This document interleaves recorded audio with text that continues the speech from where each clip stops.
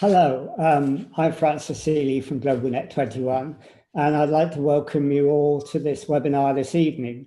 This is one of the normal webinars we do on Tuesday evenings, where we try to look at some of the big issues that face us in the 21st century, nationally, locally, and internationally.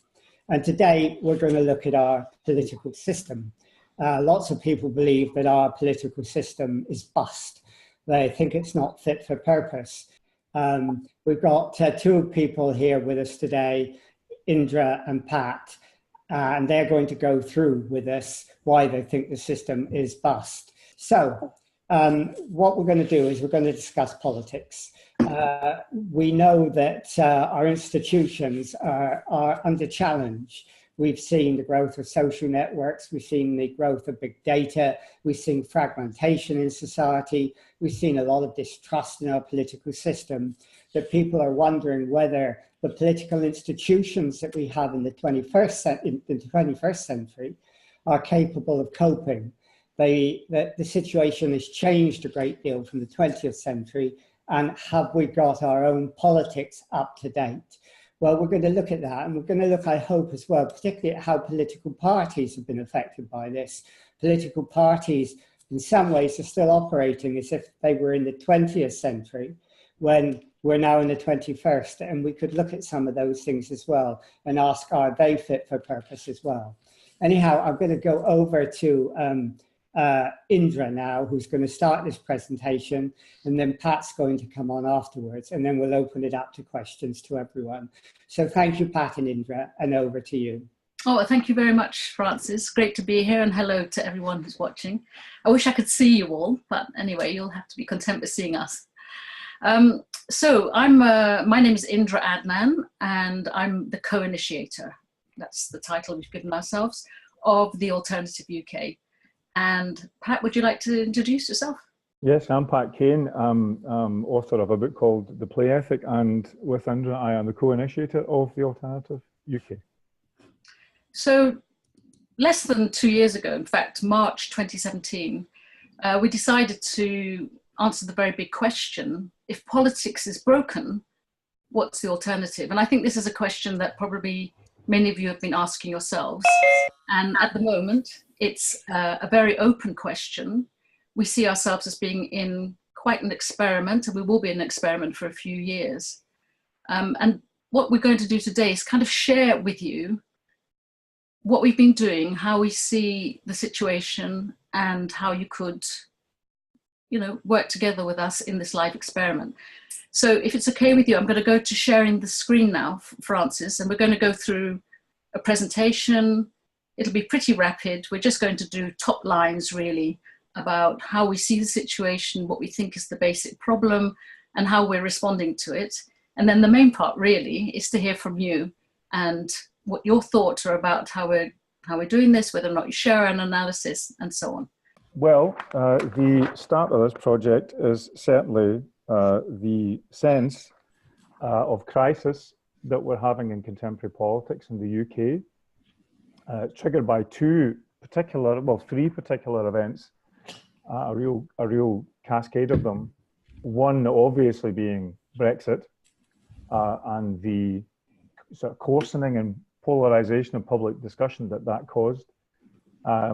Obviously Trump, but actually particularly the death of Joe Cox, and a sense, certainly in Indra and I, that a line had been crossed and something had to be done as a kind of moral and ethical commitment for ourselves. And being media people, being people interested in networks and platforms, it seemed like the obvious thing to do, to create a political platform or network, certainly not party, although we have been inspired by Alternative Et in Denmark, who have been operating very successfully as a party under a proportional system for the last 4 years. But we thought that the British context needed a particular response, and so we created the Alternative UK as a network. And there are some quite sort of straightforward statistics that we operate from. And you obviously, if you're politically aware, you'll have heard the discourse in the last couple of years about the 1%, which is usually described as the political elite, political and economic elite. And there's been many, many analysis of how power in the network age, in the neoliberal age, is leaning more and more towards empowering that 1%. We've discovered a 2%, actually a 2 to a 5%, which is, we think, is probably even more significant, and that's the fact that between 2 and 5%, 2% in the UK, 5% to 6% in Europe, of the available electorate are members of political parties. When you think about it, and actually if you think about it historically over the last 40, 50 years, an incredibly small amount of people, and that's party membership, and then think about how tiny the percentage is of people who are making policy within those parties, and the tiny institutions, the Oxfords, the Cambridge, the think tanks, that are actually shaping the grand level policies that are raining down, shaping, contextualizing people's everyday life. It seems even more extraordinary given the information revolution that we have had over the last few years. We're looking at a situation where media discourse is defined by a combination of media and political elites. But in our everyday lives, we have a supercomputer in our pockets, at our fingertips. We have access to generate and receive information in a way that's just entirely unprecedented. And we like to use the image of the idea of the tail wagging the dog, and the dog is essentially the body politic, the 94 to 96 to 98%, who are evidently there, who are evidently full of ideas, but are utterly alienated from party political structures, party political cultures. And we would suggest that the tumultuous nature of the times, the polarizations, the polemicizations, the divisions are partly a crisis of how broken politics is, and we think we need a vastly bigger discussion about how we're going to fix it. Do you want to jump in there, Indra? So when politicians or political parties talk about the people who are not members of political parties, they tend to describe them as apathetic or not interested or somehow distracted from the things that matter. And their emphasis is on joining the parties. In fact, most of political education is an encouragement to come and join the current political parties. But once Patrick and I decided to step outside of the political bubble, the 2%, where all the discourse in a sense was being generated, what we discovered was that in the 98%, there are an amazing amount of initiatives, ideas, new startups around social political activity. People are thinking actively about what they can do to improve the democratic deficit. And so in fact, I recommend it to you if you can tear yourself away from the current political discourse. In fact, shut it down for a while, and then just look at what else is happening outside of that political bubble, outside of the mainstream discourse, and you'll see that it's overflowing with good ideas and new thinking about what we could do, what might an alternative be. Sure, and one of the ways that we can break out of conventional thinking about politics is to have a think about human nature beyond the model of human nature specified by the 2 to 6%, which is generally, as the economists would put it, human beings as homo et femina economicus, economic man and woman. And because of that, in a sense, all Homer Simpsons, selfish, unable to think positively or creatively about the future, always only wanting to maximize their self-interest. And what we would say, and we are interested in this from our own perspectives, and as a psychotherapist, I'm a musician and a writer, is that never mind Homer Simpson, what about Lisa Simpson? Lisa Simpson is expressive, talented, ethical, worldly, wants to change things, has this confidence and agency to do so. So, we know we have physical needs, we understand that, that's the standard political, economic basis of political discourse, but it's not the only way to get needs met. And again, if we start to listen to the diverse human reality of the society beyond the political bubble, we might be able to hear a whole new symphony of needs that could be translated into policies. Indra. So, as Pat was describing, you know, the human being that's at the heart of our politics, you know, we need to think again about that.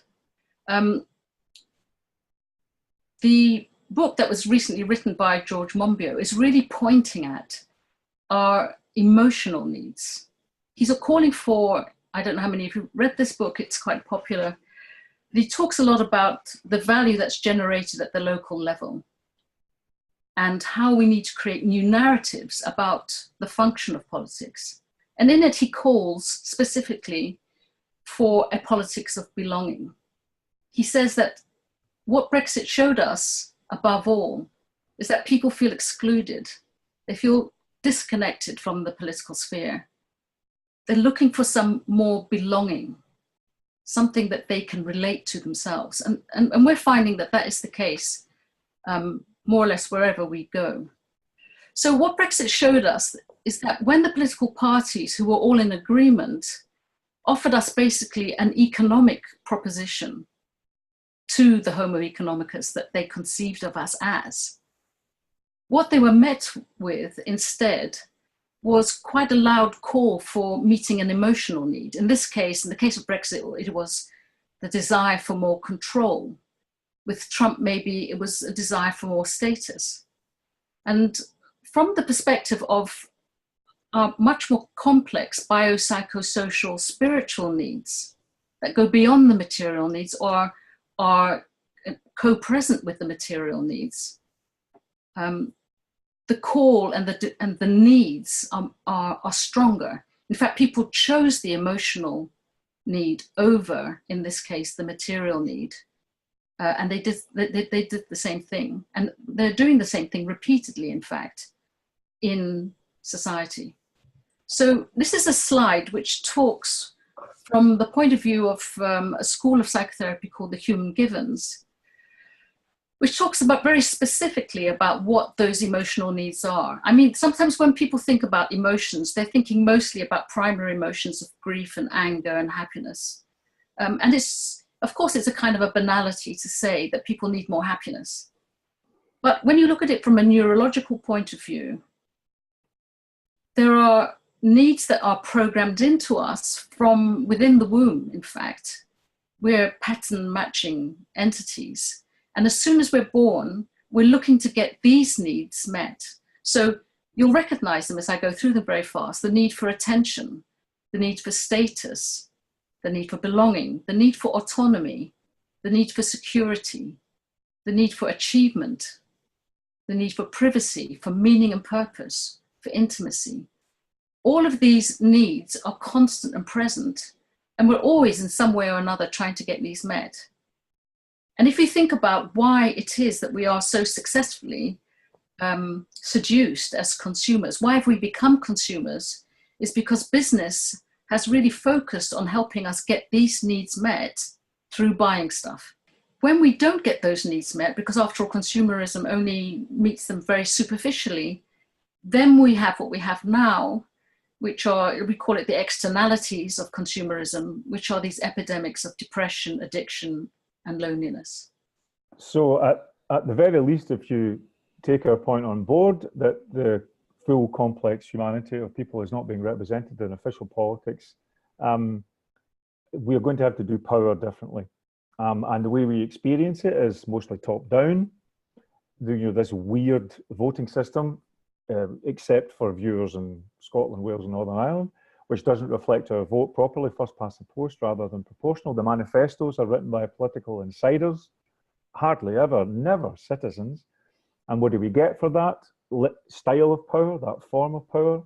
A burning planet and a dangerously divided society and world. In that context, Brexit should not have been a surprise.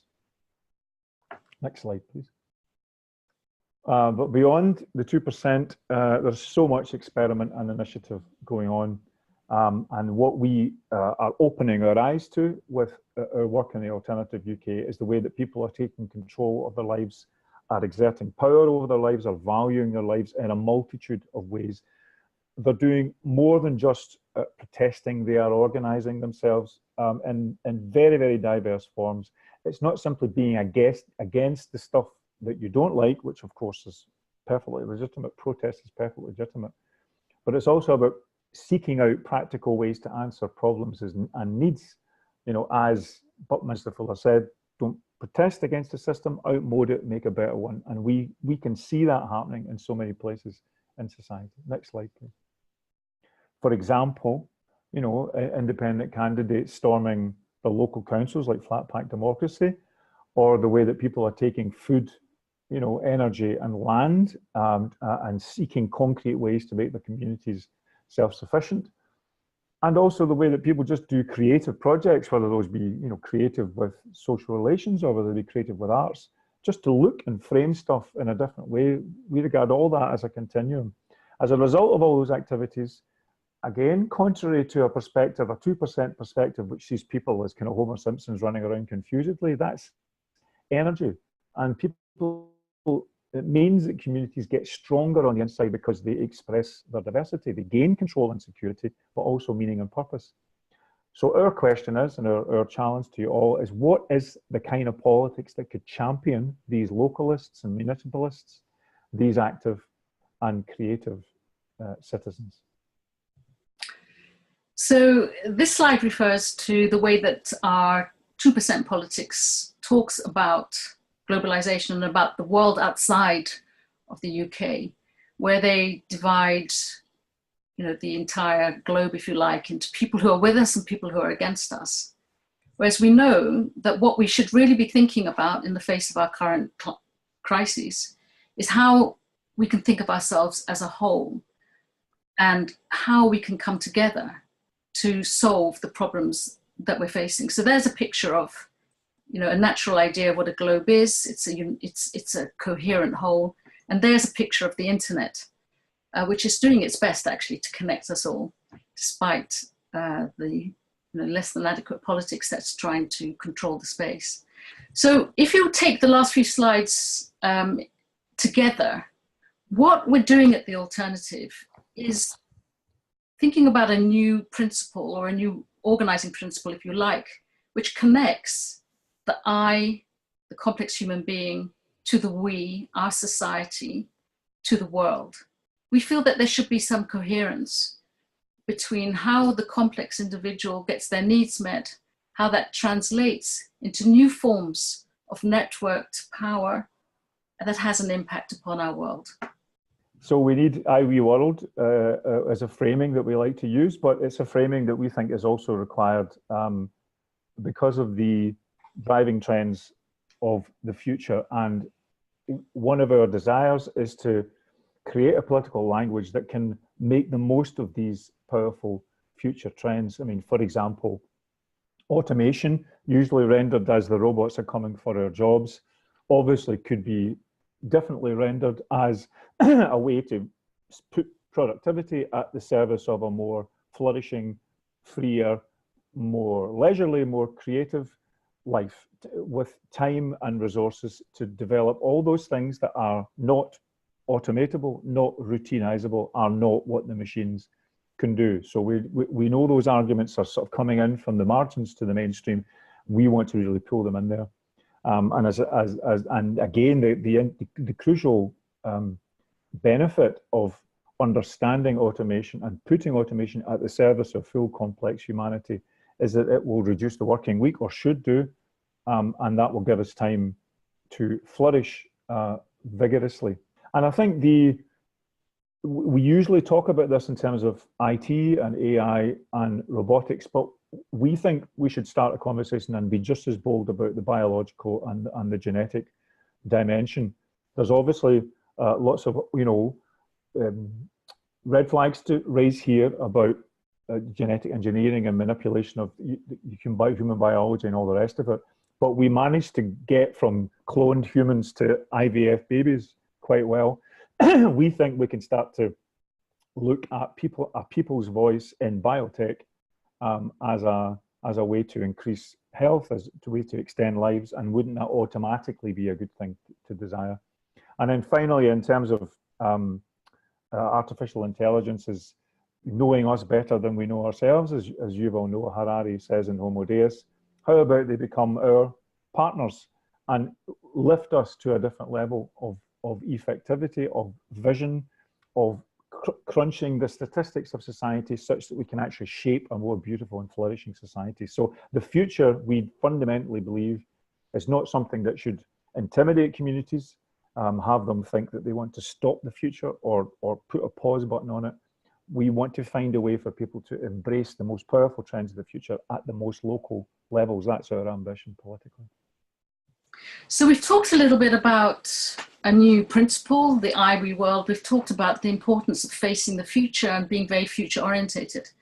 But another major factor in the dysfunction, if you like, of the old politics is how it feels to people. What is their experience of politics? And until now, most of the meetings and the sort of ways in which we can gather politically is held in, rooms, seating, tables at the front. We're listening to the major speakers, and there's very little participation. Maybe only once every 5 years now, we have a chance to vote, maybe get the vote out, but there's very little opportunity for participation. When we met the alternative in Denmark, it was a very different experience from the word go. Their focus was on a different visceral experience of politics, that it should feel alive, that it should feel engaging, that it should feel as if it was directly connected to your life and that your input and your experience of life was going to be directly relevant to politics. So from the very first time that we met the alternative in Denmark, we felt different. And I think that's an important starting point as well. So the Alternative UK was launched. Actually, that's the wrong, that's an out-of-date slide now, because in fact it was launched a year and a half ago now, March 2017. And we launched it with the first of a series of what we now call friendlies. And we're only going to take a few more minutes now just to quickly take you through what our response has been to all of these problems that we've been describing to you and our sense of what needs to be renewed. Well, one thing that we try to do with something we're calling the Daily Alternative, which is a blog every day, there's literally 450, 500 of them, that try to reframe your perspective on what counts as news, what counts as stories about empowerment that can take you forward as an individual or as a community. So we would love, we could do 10 times more work on creating an alternative media that just gives people a different sense of a reality that they can act on and that they can grasp. Yeah, the next thing that we do is that we create the network of networks, and by that we mean that there is so much social enterprise activity, citizens network activity going on beyond the official parameters of official politics, that it's our job to kind of, as it were, convene them, bring them onto the site, go and talk to them, find ways in which they can overlap with each other, find ways in which we can bridge them.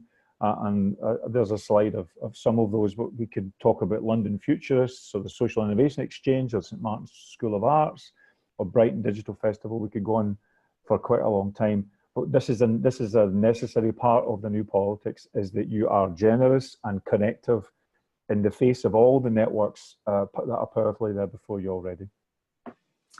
And so the first thing we do is, the work, as Pat was saying, the work of creating a new narrative around politics. And then we're creating the network of networks, bringing people together who are acting. But the third thing that we feel is probably the most important thing is that we create spaces for people to meet and together give rise to a new politics. And where we feel that is most important is actually at the grassroots, where people are living in their own communities.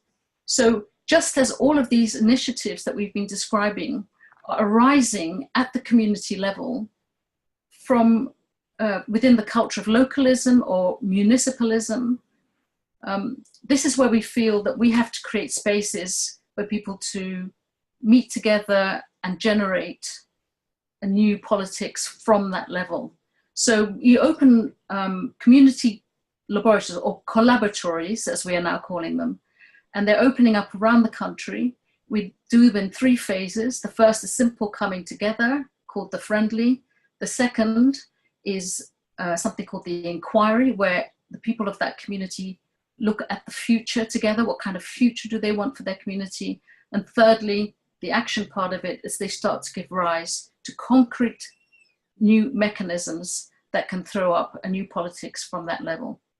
Okay, well, thank you very much for doing that. And let's pick up some questions as they come in. But first, can I ask you, I mean, you are saying that, you were saying in your presentation that only 2% of people belong to political parties, but far, far more people than that are interested in politics. So how do we actually get those people who don't join political parties to feel that their politics can make a difference and they're not drowned out by the bickering that goes on between party politics? Well, should I start, Pat, and then you could... happy. Yeah. I mean, I think the main thing is for people to shift their attention. You know, in a way, our concept or experience of the crises that we're facing and the limitedness of our power is coming from this 2% and the media that are feeding on that 2% political discourse. If people can shift their attention away from that towards these different, this different emphasis or this different framing, the different narrative that we're offering, but also many other people are offering, they can begin to get a sense that there are possibilities. So I think that shifting your attention is more important than focusing on what is and trying to improve it with the very limited scope that we have for participation. Yes, and I think also that we think that people can harness the power of the global to serve the local. I mean, and the that's a phrase that comes from green politics from way back, but in the age of amazing information networks accessible to people at their fingertips, it's very, very possible for you to source and benchmark and quality assess your locality from a global perspective. And that's an incredibly powerful and exciting idea. That means it's a great idea in Bogota or in Germany or in Tokyo or in Australia can find its way to where you are and can help you address a practical problem about housing, food, energy, participation, creativity, arts. That is it sounds like a familiar idea, but it's actually just about coming into its own. So change your perception and then completely change the way that you think that your actions as a citizen are valuable. And sometimes those actions are going to be just someone who is great at conviviality, can convene and bring people together, can motivate them. That's as much a powerful aspect of new politics, making people feel good about acting together, as any ideology or any party label or any message coming down from Whitehall or Westminster. A question from Max Harrison, who's following the webinar on Facebook. And I think in a way, Max's question relates, Indra, to the slide you showed about our psychological needs and how we sort of get used to the idea that business seeks to meet these needs through getting us to buy stuff and consume stuff. So I think his question may be linked to that. And what Max asks is, he says, how are we supposed to take part in the great capitalist dream if all our jobs are gone and we have no capital? Yes, well, I think the thing is we'll have to shift our idea of what really can satisfy those needs. I mean, from a psychotherapeutic point of view, when people come to see me and I can see that one of their emotional needs is not getting met, what I help people to do is to find more balanced ways of getting those needs met, right? So if you think about it, and I'm saying something in extremis here, if we have somehow got used to the idea that buying a new handbag or buying some clothes or a car will satisfy our need for status or our need for belonging to some sort of tribe, then we have to think about how else can we get those needs met? Because actually we're born with the capacity to get all of our needs met well before we ever become consumers. We're capable of getting those needs met in completely different ways. So I think it's really a question of, changing the addiction to the material ways of satisfying all of those needs. And there's so much more available to us to get those needs satisfied. I think you'd all have examples of that. Maybe, Pat, you'd have some. Sure. Well, I mean, there's a lot of work being done on changing what counts as valuable, even economically and socially in a society. I mean, there's a whole school now of well-being economics. In fact, there's an alternative G7 of well-being economies preparing itself to launch itself upon the world. So if you define your economy by well-being rather than by, say, GDP or profit margins, then it's going to be doing different things. It's not so much what gets valued, what gets measured gets valued. It's what gets valued is measured. So what you think is important. So if we were involved with people in Birmingham just a few weeks ago who are setting up a thing called Radical Childcare, a vast sort of citywide program, and they made a very simple point. If you just think that the priority of a city is to be child friendly, then almost every other bit of infrastructure has to change to service that target. You have to have streets that are safe and less polluted. You have to have time for parents to kind of interact with their children. You have to kind of build places in completely different ways. You have to look at jobs in completely different ways. So that's partly what we're about with the alternative, and that's why it's called the alternative, because we sort of believe that there is so many other options to think about how to live rich, complex, satisfied lives than the ones that have come down from Tweedledum and Tweedledee, the mainstream parties, for as long as we can remember. And we think it's better to sort of go to emotional life and say, how richly could this be served, rather than to go to ideological positions and say, well, where is this on the left-right spectrum? We actually think there's deeper and more complicated spectrums than that, if you have an iota of emotional literacy about human beings. Okay, well, let's look at those, political parties, those structures that you are talking about that need to be replaced or changed. And Matt Basford says it's very interesting what you say, but what's your ultimate aim for political parties? Are you trying to help them to be better? Are you trying to create an alternative to them? Or are you trying to get something different where they're replaced? Because politics, as well as being about all the other good things of human nature, is about power. And you've got to somehow eventually allocate resources for health and for housing and for so on. And it's okay having these networks, but you're going to have some structure like political parties, like governments or whatever, to do that. How do you answer that dilemma? How do you move from the energy that you want to create to making political, economic change without, for example, political parties? Yeah, I mean, it's a huge question. And I would say that ours is very much a soft power strategy as opposed to a hard power strategy. And what that means is that the power of influence, we've noticed, we can see from so many other phenomena, is as strong as these days the power of money. So the strategy, if you like, is that from the communities upwards, that communities should give rise over time to their own citizens' networks and to possibly to their own independent parties at the local level. If there were, for example, taking the example of flat pack democracy, if there were many flat pack democracy type parties across the country and there was a network of them, they would begin to have very significant influence over the current political parties. But that's only one of the possibilities. What if one of the political parties, for example, started to champion with much more clarity than they are now, the right of communities to have their own kind of politics that parties at the national level would respond to? This is more than devolution. It's more than handing down to communities who are then still divided between a number of parties. This is something that, this is about recognizing that communities should have political powers in themselves as communities.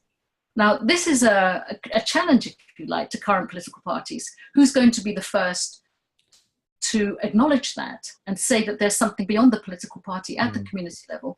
And if they would like a model of that, of course, they should look at the alternative in Denmark, who did exactly that, right? So the alternative in Denmark started up as an empty political party without a political manifesto or a program, and they crowdsourced their political program from laboratories that had opened up around the country. So that's just a model of how it could shift. At the beginning, it's about influence, but later it's about whether or not a new political party appears that, or one of the current political parties will actually recognize localism and municipalism as the driving force of new politics. Okay, and coming back. Yes, just very briefly, evidently I'm a Scot. Evidently I've been through, well, I have been through about 25 years of constitutional activism. And the Scottish Parliament as a macro top-down structure is not bad. It's pretty okay. One of the reasons for that is because there was such a strong bottom-up movement arguing for constitutional change, conventions that brought people together across party lines. People went to the sort of the first fundamental principle is that we have a democratic deficit. But that's continuing. There are continuing and healthy tensions between people who say want more control of land in Scotland and a Scottish government that listens to it but needs to be prodded and pushed in certain ways. So, you know, Scotland is as big as Yorkshire and they both have the same GDP. So there is a possibility of top-down constitutional change or political reform happening. But the idea that this shouldn't meet confident, imaginative communities who want to sort of really put the test to the levels of power above them. Are you legitimate? Do you serve my interests? We think that's the best possible result, which is a very, very vigorous bottom-up,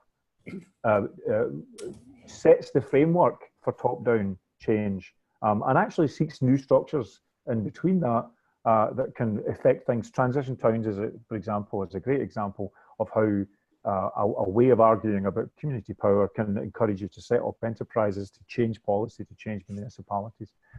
So bottom up is important, even if top down change is happening. In fact, it's even more important because it means it isn't just a rain down from on high of policies that are barely consultative of the people on the ground. Okay, Terry? Much of what you've both said, I think, is very inspiring. For example, I like the idea of I, we, world. In other words, this bottom-up way of thinking, and also the idea of using automation to free up our capacity for human flourishing. And you also talked about the importance of being generous and connective.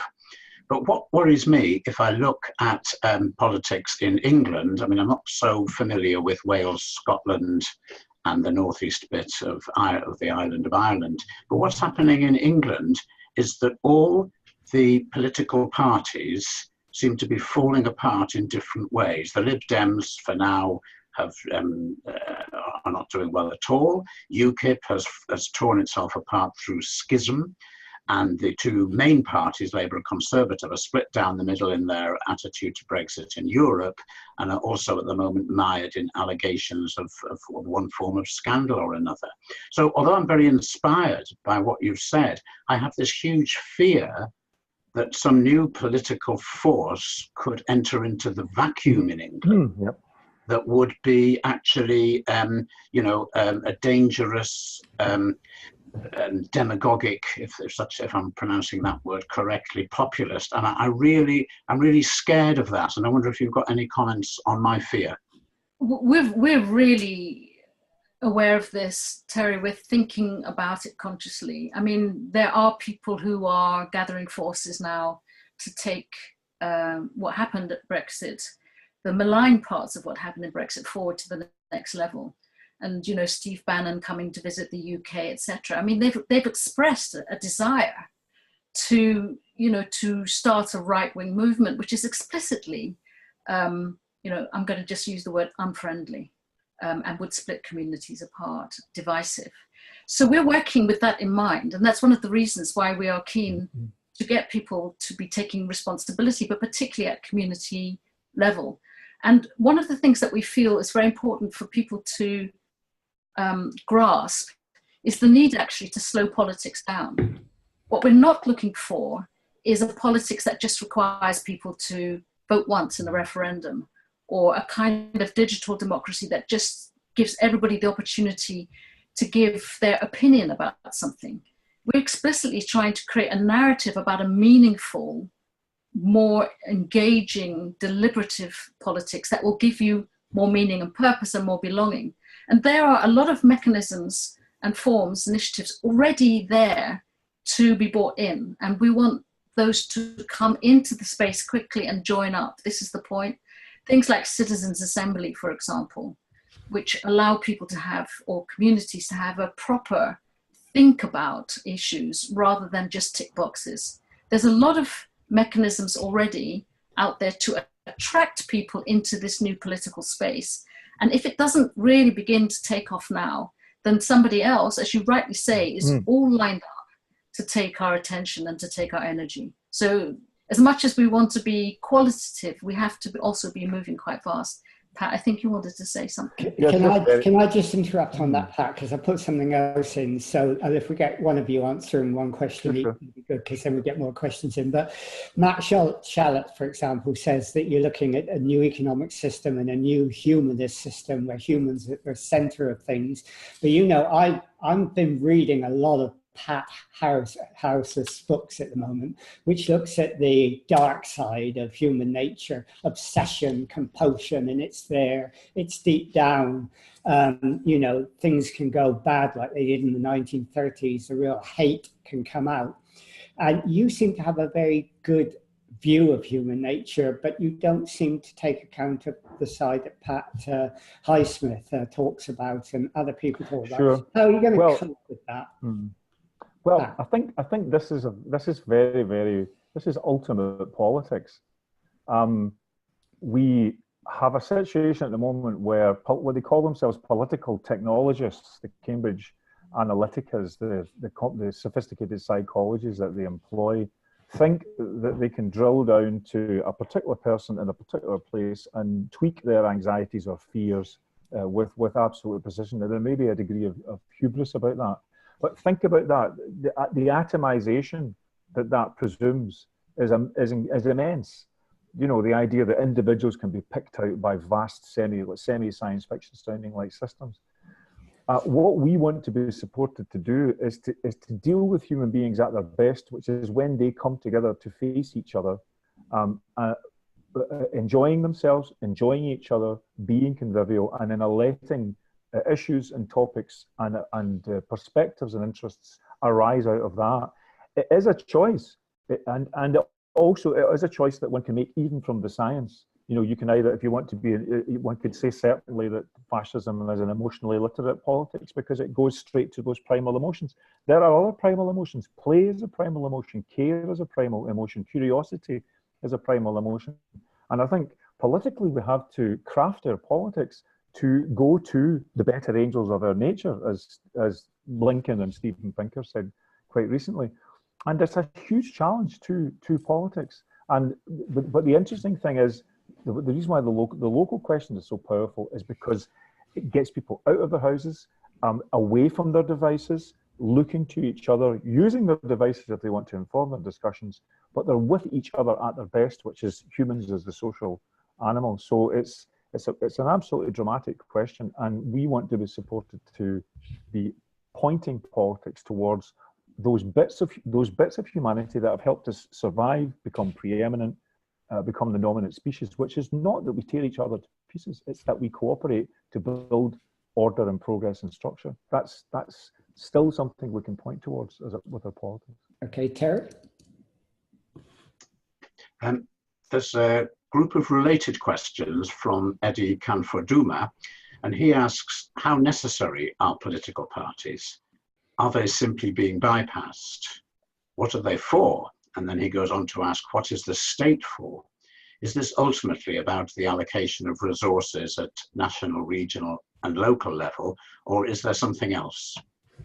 You know, it's a very open question, meaning that our society and our understanding of what power is evolving rapidly.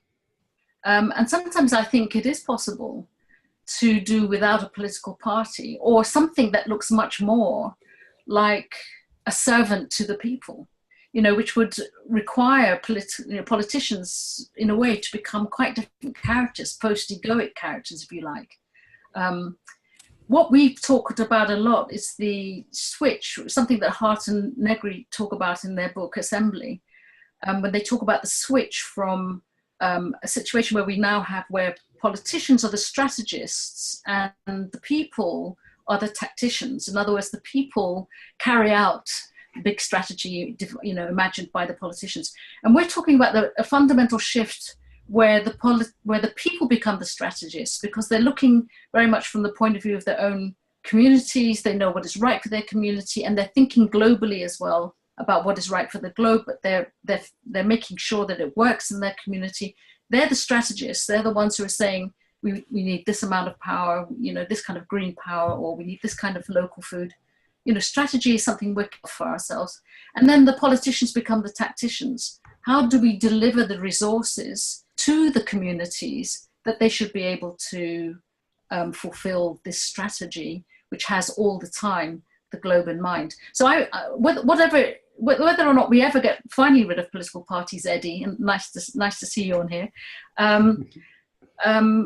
is a big question, but certainly their roles can change, and we see those roles changing, being absolutely fundamental to the shift.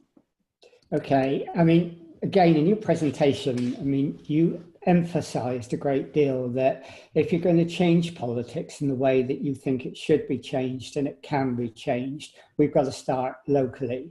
And everyone that we've done quite a few webinars on this, and people like Patrick Chalmers and Andy Pace and Perry and Peter McFadden, who did Flat Pack Democracy and From, all of them talk about starting locally. Do you want to tell us how important that is? Because you can't really do these things at a national level. You really got to build it up from the bottom up, haven't you? And how do you encourage this sort of local new type of democracy? And how can local authorities be involved in that? How can you open them up to enable that and encourage it? Sure. Well, one of the things that Peter will have said, I'm sure, on your channel, is that the method and the process is really important. So the human style of the way that you do politics, the kind of the warmth and the openness and the refusal to be being hidebound by tradition and precedent is one way to do it. So the idea of a friendly revolution that we borrowed from the alternative is not just an empty slogan. It's really, really important. Friendliness as the medium within which you discuss how you allocate resources, how you make a decision about things, is absolutely key to this politics. But it must be remembered that probably between 60 and 80% of the electorate do not participate in local elections. So even in terms of the raw numbers of local democracy, there is an enormous potential to bring people into the political process and bring new kinds of representatives into the political process, a la from. But those representatives will represent something quite different. They will be, as Indra says, the tacticians enacting the strategy of the communities that they have mobilized. And it really is an open field. But we have to fundamentally rethink, in the way that the Froome Flat Pack Democrats do, the quality and nature of how we talk about and how we value different kinds of power and resource in a community. Someone who's just a fantastic embracing mother, someone who can bring people together and make them feel incredible. She should have as much political agency as the person who thinks that they can work out the local council rule book. The person who can, who can figure out how to distribute cooking and growing skills or carpenting skills or useful skills. That person should be as important as, AA and other consultant coming in to decide a plan for an area from the top down. So political representation has a real opportunity and a statistical opportunity if we can completely change the way that politics feels to people and the whole vocabulary and practice of it changes. Do you want to say anything about localism, Indra? The importance of localism, for me, the key importance is that it's the place where people can build relationship and trust. And really, that's the thing that's been lost from our politics. People are disconnected, which is why they're so vulnerable to being triggered, by these huge forces that may come now to get, to try to mobilize us. So at the local level, people are already doing the things that are necessary to help each other. Problems with the big ideas like the big society, for example, is that it recognizes the importance of the local, but tries to reframe it and reorganize it from a top-down perspective. So genuinely grassroots upwards is where trust can be built, relationship can be built, and real answers to problems can be developed. Yes, you should be able to work with the municipalities and the councils to be able to bring those resources. There are mechanisms for distributing resources that already exist. But the question is, and the importance is, whether or not people are participating, and whether or not they are interested and giving of their skills in that space. Okay, Terry? Two questions have come in really about opposite ends of the political spectrum. The first, I think, Indra, you've probably just answered. Pam McLean asks, how local is local in this context? But I think, I don't want to put words in your mouth, Indra, but I think you might say that local means the place where you can build relationships. But at the other end of the political scale, Peter Feltham asks about the role of the civil service. He suggests that they've forgotten that they are supposed to be working on our behalf and that they resist attempts at change. So any further comments either about the civil service end or about exactly how local is? No. Interesting about the civil service, just very briefly, civil servants regard themselves as the last sort of true objective intelligentsia. They're the ones who sit, are brilliant, facilitate whatever passing government comes through. It's the whole sort of yes minister cliche. I think it's a really interesting question. I'd like to go away and think about it as what would a civil service be like if it was in this altered strategy, tactics, relationship that we're talking about, where the people are strategic and the civil servants become as much executors of collective wisdom, of local wisdom, as the politicians. I think that's a very interesting question. I mean, we used to do a lot of work with social work in Scotland in the mid-2000s. And one of the things that social workers were always about was saying, I have the power to go in and intervene in a situation, but my point is to strengthen people's relationships in that space. I would have thought maybe civil servants become more like social workers, maybe walking into situations, not just sitting at the end of a desk crunching statistics, but walking into situations and saying, what do you need? What expertise do you need? What technology do you need? That's just completely turning it on its head. Maybe that's maybe a citizen service rather than a civil service is what we need. Okay, Eddie, I think it is. Yes, says something sort of really interesting. He quotes what Oscar Wilde, where he says, the problem with socialism is that it takes up too many evenings. Yeah. And I think that's right. I mean, politics can be as boring as hell if you're involved in local politics. You go to meetings and you sit down and you go through agendas and points of order and points of information. And what Wilde is saying and what Eddie is saying is that most people aren't really interested in politics. And in a way, what you're doing is you're saying people are interested in politics, but people like Hobbes and so on argued that they weren't really. People just wanted to have fun, make love, go to the theatre, and they weren't interested in politics. You might as well have a benign dictator. Yeah, well, I thought we sort of, I mean, that's absolutely, we're with you on that. And that's why we're deliberately creating a viscerally different politics. We want it to feel different. In a sense, it should be as enjoyable as what you're currently calling leisure. And there's definitely ways to do that. In our laboratories, we start with the local artists. We invite the local artists to come and create the space for us so that people, when they walk in, will feel they want to stay. So that's not only with food and music and drink, but, it's to do with how do we engage people? We never have a meeting where people are sitting at a table, just giving their views. Everything is participatory work with facilitators. I mean, the thing has got to be good fun. I mean, if it's not fun, why should they do it? Okay, Terry? Matt has asked a question, which I think he puts very well, an idea that was in my mind ever since I started thinking about this webinar, and he's put it very clearly. He says, do you see the alternative as having ideology? Is it just about a different method of reaching agreement? What happens if communities reach conclusions that you find unpalatable? I can answer a bit of that. It's interesting to look at the trials and the travails of new net era parties over the last few years. You know, the Pirate Party got a certain distance in Iceland, and then some of its methods took hold, some of them failed. Italian five-star movement, very much interested in popular participation, using networks, now in power, but with some unpalatable fellow travellers with them. We're in a state of process here about how we settle down this new policies. My perspective on ideology is to use the old hippie phrase, which is that ideology is, theory is when you have ideas, and ideology is when ideas have you.